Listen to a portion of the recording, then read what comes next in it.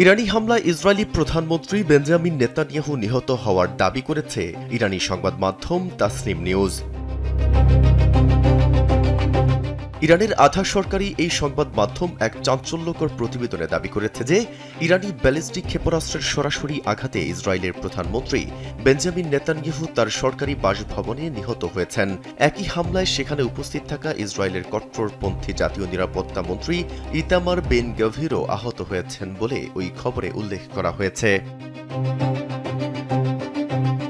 তবে আন্তর্জাতিক বিশ্লেষকরা এই খবরের সত্যতা নিয়ে সন্দেহ প্রকাশ করছেন, কারণ সংবাদ মাধ্যমটি তাদের দাবির সপক্ষে কোনো সুনির্দিষ্ট বা নির্ভরযোগ্য প্রমাণ উপস্থাপন করতে পারেনি। প্রতিবেদনটি মূলত সামাজিক যোগাযোগ মাধ্যম এক্সে স্কট রিটার নামের এক মার্কিন গোয়েন্দা কর্মকর্তার অ্যাকাউন্টের পোস্টের ওপর ভিত্তি করে তৈরি। তাসনিম নিউজ বেশ কিছু পারিপার্শ্বিক বিষয়কে একত্রিত করে এই সিদ্ধান্তে পৌঁছেছে। এর মধ্যে রয়েছে সম্প্রতি নেতানিয়াহুর কোনো নতুন ভিডিও বার্তা প্রকাশ না পাওয়া, তার বাসভবনের চারপাশে নজিরবিহীন কঠোর নিরাপত্তা ব্যবস্থা, জেরেড কুশনার ও মার্কিন বিশেষ দূতের ইসরায়েল সফর আকস্মিক স্থগিত হওয়া এবং ফরাসি প্রেসিডেন্ট ইমানুয়েল ম্যাক্রোর সঙ্গে নেতানিয়াহুর একটি তারিখবিহীন ফোনালাপের রেকর্ড। অন্যদিকে নেতানিয়াহুর নিহত হওয়ার এই দাবির বিষয়ে ইসরায়েলের প্রধানমন্ত্রী দপ্তর থেকে এখন পর্যন্ত আনুষ্ঠানিকভাবে কোনো মন্তব্য বা প্রতিক্রিয়া জানানো হয়নি।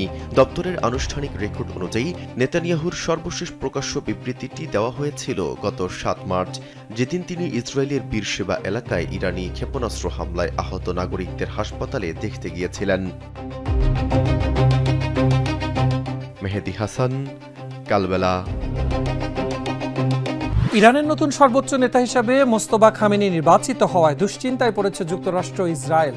বার্তা সংস্থা রয়টার্স জানিয়েছে, আয়াতুল্লাহ আলী খামেনির উত্তরসূরি হিসাবে তার ছেলে মোস্তফা খামেনিকে দায়িত্ব দেওয়ার মাধ্যমে ইরানের ক্ষমতার কাঠামোতে বড় ধরনের পরিবর্তনের ইঙ্গিত পাওয়া যাচ্ছে। বিশ্লেষকরা বলছেন, ইরানের এই সিদ্ধান্ত মার্কিন প্রেসিডেন্ট ডোনাল্ড ট্রাম্পের প্রতি একটি সরাসরি বার্তা, কারণ ট্রাম্প এর আগেই মোস্তফা খামেনিকে অগ্রহণযোগ্য ব্যক্তি হিসেবে উল্লেখ করেছিলেন। গেল 28 ফেব্রুয়ারি যুক্তরাষ্ট্র ইসরায়েলের হামলায় নিহত হন আয়াতুল্লাহ আলী খামেনি। এরপর ইরানের ধর্মীয় নেতাদের পরিষদ অ্যাসেম্বলি অব এক্সপার্টস নতুন সর্বোচ্চ নেতা হিসেবে মোস্তফা খামেনিকে নির্বাচিত করে। মিডল ইস্ট ইনস্টিটিউটের সিনিয়র ফেলো অ্যালেক্স ভাতানকা বলেছেন, এত বড় ঝুঁকি নিয়ে একজন শীর্ষ নেতাকে হত্যা করার পর যদি তার স্থলাভিষিক্ত হিসাবে তারই ছেলেকে দেখা যায়, তাহলে তা যুক্তরাষ্ট্রের জন্য একটি অস্বস্তিকর বাস্তবতা তৈরি করবে। কারণ ইরানের ক্ষমতা কাঠামোতে সর্বোচ্চ নেতার হাতে পররাষ্ট্রনীতি, পারমাণবিক কর্মসূচি এবং সামরিক কৌশলের চূড়ান্ত সিদ্ধান্ত থাকে। 56 বছর বয়সী মোস্তফা খামেনি দীর্ঘদিন ধরে আইআরজিসি এবং শীর্ষ ধর্মীয় নেতৃত্বের সঙ্গে ঘনিষ্ঠ সম্পর্ক বজায় রেখেছেন। নতুন সর্বোচ্চ নেতা হওয়ার পরপরই তার নেতৃত্বে ইসরায়েলে ক্ষেপণাস্ত্র হামলা চালানো হয়েছে। এজন্য মোস্তফা খামেনির উত্থানকে ইরানের ভবিষ্যৎ কৌশলের একটি গুরুত্বপূর্ণ মোড় হিসেবে দেখছেন বিশ্লেষকরা। তাদের মতে যুক্তরাষ্ট্র ইসরায়েলের মোস্তফা খামেনির বাবা, মা, স্ত্রী, সন্তান নিহত হওয়ায় তিনি আরও কঠোর অবস্থান নিতে পারেন। এবার ইরানের হামলার জন্য ইসরায়েলকে বোমা তৈরি করে দিচ্ছে তুর্কি মালিকানাধীন একটি কোম্পানি। ইসরায়েলের সবচেয়ে জনপ্রিয় সংবাদ মাধ্যম ওয়াইনেট গ্লোবাল জানিয়েছে, ইরান, ইসরায়েল ও যুক্তরাষ্ট্রের সাম্প্রতিক সংঘাতকে ঘিরে ট্রাম্প প্রশাসন ইসরায়েলের কাছে প্রায় 66 কোটি ডলার মূল্যের বড় ধরনের অস্ত্র বিক্রির প্রক্রিয়া শুরু করেছে, যার মধ্যে 27,000-এরও বেশি MK8 সিরিজের বোমা রয়েছে। কিন্তু এই গোলাবারুদগুলো তুর্কি প্রতিরক্ষা কোম্পানির মালিকানাধীন টেক্সাসের একটি প্ল্যান্টে তৈরি করা হবে। মার্কিন পররাষ্ট্রমন্ত্রী মার্কো রুবিও এই বিক্রয়কে ত্বরান্বিত করতে ইরানের সাথে সম্ভাব্য যুদ্ধ পরিস্থিতিকে জরুরি অবস্থা হিসেবে চিহ্নিত করেছেন। এই বিশেষ আইনি সুযোগ ব্যবহার করার ফলে প্রশাসন সাধারণত অস্ত্র রপ্তানির ক্ষেত্রে প্রয়োজনীয় কংগ্রেসের দীর্ঘমেয়াদী অনুমোদন প্রক্রিয়াকে পাশ কাটিয়ে যেতে সক্ষম হয়েছে।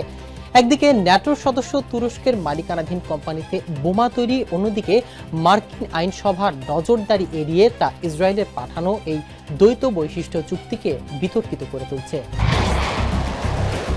ইরান ও ইসরায়েলের রক্তক্ষয়ী সংঘাতে এবার নজিরবিহীন বিপর্যয়ের মুখে পড়েছে ইসরায়েলের উদ্ধারকারীরা।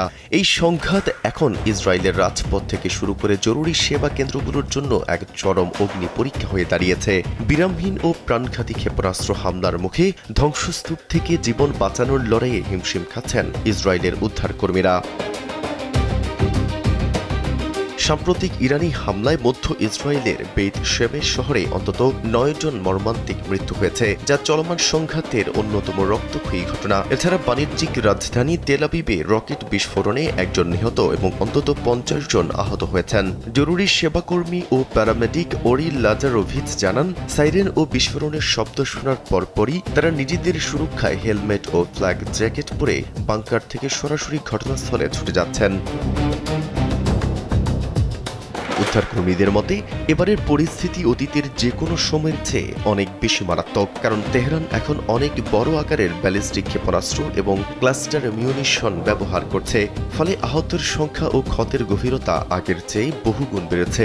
পরিস্থিতি সামাল দিতে ইসরায়েলের জাতীয় জরুরি চিকিৎসা সংস্থা ম্যাগেন ডেভিড আদমের প্রায় 2000 অ্যাম্বুলেন্স এবং 600টি বিশেষ যান দিনরাত 24 ঘন্টা প্রস্তুত রাখা হয়েছে। বাহিনীর শতভাগ সদস্য এখন মাঠে নিয়োজিত এবং কন্ট্রোল রুমে জরুরি কলের সংখ্যাও দ্বিগুণ হয়েছে। আশ্চর্যের বিষয় হলো, এই বিশাল উদ্ধার সংস্থাটি ইসরায়েল সরকারের সরাসরি কোনো ভর্তুকি পায় না। প্রায় $200 মিলিয়ন ব্যয়ে নির্মিত রামলার এই আধুনিক সদর দপ্তর ও পুরো কার্যক্রমটি চলছে মূলত যুক্তরাষ্ট্রের নাগরিকদের ব্যক্তিগত অনুদান এবং স্বাস্থ্য বীমার অর্থে। ব্যক্তি পর্যায়ের অনুদান এবং মানুষের সহযোগিতার উপর ভিত্তি করেই এই সংস্থাটি তাদের বিশাল কর্মযজ্ঞ চালিয়ে যাচ্ছে। মেহেদি হাসান, কালবেলা।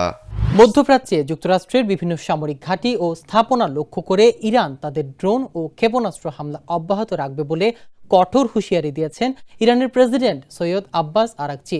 যুক্তরাষ্ট্রের ফ্লোরিডায় প্রেসিডেন্ট ডোনাল্ড ট্রাম্পের ইরানের যুদ্ধ শিগগিরই শেষ হতে চলেছে এমন দাবির পরপরই মার্কিন সংবাদ মাধ্যম পিবিএস নিউজকে দেয়া এক সাক্ষাৎকারে আরাকচি একথা জানান। সাক্ষাৎকারে আরাকচি স্পষ্ট করে বলেন, আমাদের দিক থেকে হামলা অব্যাহত আছে এবং আমরা সম্পূর্ণ প্রস্তুত। শত্রুদের উপর আঘাত হানতে যতদিন প্রয়োজন ততদিন এই ক্ষেপণাস্ত্র হামলা চলবে। একই সঙ্গে তিনি অতীতের তিক্ত অভিজ্ঞতার কারণে যুক্তরাষ্ট্রের সঙ্গে নতুন করে কোনো কূটনৈতিক আলোচনায় বসার সম্ভাবনা নাকচ করে দেন। গত 6 থেকে 27 ফেব্রুয়ারি পর্যন্ত টানা 21 দিন ধরে ইরান ও যুক্তরাষ্ট্রের মধ্যে পরমাণু প্রকল্প নিয়ে আলোচনা কোনো সমঝোতা ছাড়াই শেষ হয়। এর পরপরই 28 ফেব্রুয়ারি যুক্তরাষ্ট্র অপারেশন এপিক ফিউরি এবং ইসরায়েল অপারেশন ওয়ারিং লায়ন নামে ইরানে একযোগে সামরিক অভিযান শুরু করে। যুদ্ধের প্রথম দিনে যুক্তরাষ্ট্র ও ইসরায়েলের ভয়াবহ বিমান হামলায় ইরানের সর্বোচ্চ নেতা আয়াতুল্লাহ আলী খামেনি সহ অন্তত 40 জন শীর্ষ কর্মকর্তা নিহত হন। ইরানের লবণ পানি শোধনাগারে যুক্তরাষ্ট্রের হামলার পর বাহরাইনের একটি পানি শোধনাগার উড়িয়ে দিয়েছে তেহরান। এর আগে ইরানের পররাষ্ট্রমন্ত্রী আব্বাস আরাকচি অভিযোগ করেছেন, দক্ষিণ ইরানের কেশম দ্বীপে একটি মিঠা পানি উৎপাদনকারী ডিস্যালিনেশন প্ল্যান্টে হামলা চালিয়েছে যুক্তরাষ্ট্র। এই শোধনাগার থেকে 30টি গ্রামে পানি সরবরাহ করা হতো। হামলার পর শোধনাগারটি বন্ধ হয়ে গেছে।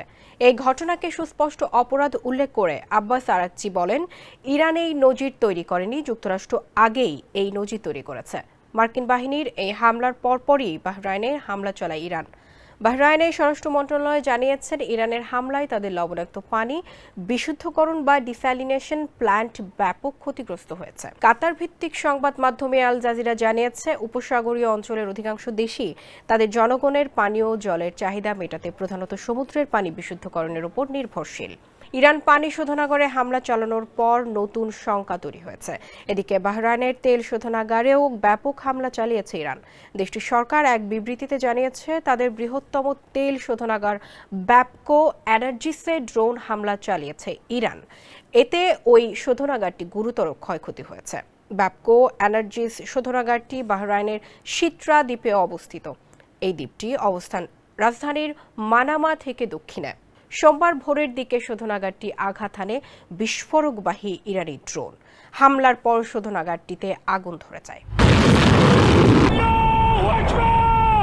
মধ্যপ্রাচ্যের চলমান উত্তপ্ত পরিস্থিতিতে ইরানের সমরকৌশলকে চরম নির্বুদ্ধিতা হিসেবে আখ্যায়িত করেছেন মার্কিন প্রেসিডেন্ট ডোনাল্ড ট্রাম্প। ফ্লোরিডায় এক সংবাদ সম্মেলনে তিনি দাবি করেন, প্রতিবেশী দেশগুলোতে হামলার মাধ্যমে ইরান মূলত নিরপেক্ষ আরব দেশগুলোকে যুক্তরাষ্ট্রের বলয়ে ঠেলে দিয়েছে। ট্রাম্পের মতে যেসব দেশ এই যুদ্ধে জড়াতে অনিচ্ছুক ছিল, ক্রমাগত হামলার শিকার হয়ে ইরানের প্রতিবেশী দেশগুলো সব আমাদের পাশে এসে গেছে এবং তারা ইতিমধ্যে হামলা শুরু করেছে। সেসব হামলা সফলও হচ্ছে। এই কূটনৈতিক বাদানুবাদ পূর্বানুবাদের রেশ কাটতে না কাটতেই গত 28 ফেব্রুয়ারি ইরানে অপারেশন এপিক ফিউরি শুরু করে মার্কিন বাহিনী, যার সাথে সংহতি জানিয়ে ইসরায়েল শুরু করে অপারেশন ওয়ারিং লায়ন। এর জবাবে ইরানও মধ্যপ্রাচ্যের রণক্ষেত্রে তাদের তৎপরতা বাড়িয়েছে। বিশেষ করে সৌদি আরব, কাতার, কুয়েত, বাহরাইন, সংযুক্ত আরব আমিরাত ও ওমানে অবস্থিত মার্কিন সামরিক ঘাঁটিগুলো লক্ষ্য করে দফায় দফায় ড্রোন ও ক্ষেপণাস্ত্র হামলা চালাচ্ছে তেহরান। চীন, রাশিয়া সহ বিশ্বের বেশ কয়েকটি দেশ চলমান সংঘাত থামাতে যুদ্ধবিরতির জন্য চেষ্টা চালাচ্ছে বলে জানিয়েছে ইরান। দেশটির উপপররাষ্ট্রমন্ত্রী কাজেম ঘারিবাবাদি এই তথ্য নিশ্চিত করেছেন। তিনি বলেন, চীন, রাশিয়া সহ অনেক দেশ ইতিমধ্যে যুদ্ধবিরতির জন্য তেহরানের সঙ্গে যোগাযোগ করেছে। ইরানও যুদ্ধবিরতি চায়, এক্ষেত্রে শর্ত মানতে হবে। তেহরানের দাবি, যুক্তরাষ্ট্রকে স্থায়ীভাবে আগ্রাসন বন্ধ করার নিশ্চয়তা দিতে হবে, অর্থাৎ ভবিষ্যতে যুক্তরাষ্ট্র যেন আর কোনো সামরিক হামলা না চালায়, ওয়াশিংটনকে সেই গ্যারান্টি দিতে হবে। এদিকে ইরানের বিরুদ্ধে পরিচালিত অপারেশন এপিক ফিউরিতে মার্কিন নৌবাহিনী তাদের সবচেয়ে শক্তিশালী অস্ত্র টমাহক ল্যান্ড অ্যাটাক মিসাইলের তীব্র সংকটে পড়েছে। এই তথ্য জানিয়েছে প্রতিরক্ষা বিশ্লেষক জ্যাক বাকবি। মার্কিন নৌবাহিনী ডেস্ট্রয়ার এবং সাবমেরিন থেকে উৎক্ষেপণযোগ্য এই টমাহক ক্ষেপণাস্ত্রগুলো গেল কয়েক দশকের মধ্যে পেন্টাগনের সবচেয়ে নির্ভরযোগ্য দূরপাল্লার অস্ত্র হিসেবে বিবেচিত হয়ে আসছে।